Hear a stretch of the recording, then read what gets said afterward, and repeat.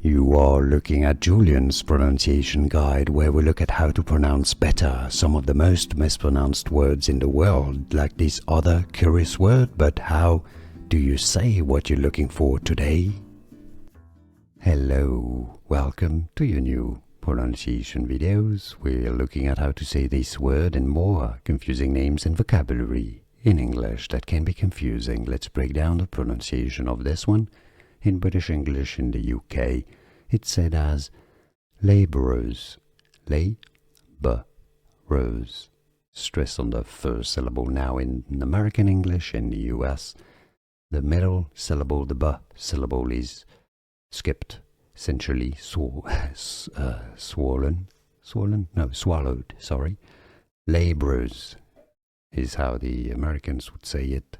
Labourers or labourers.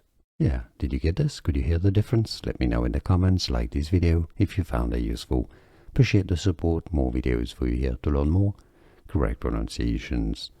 See you there. Thanks for watching. Here are more videos on how to pronounce more confusing words and names too many mispronounced. Like this video if you found it useful. I appreciate your support. I'll see you soon and thanks for watching.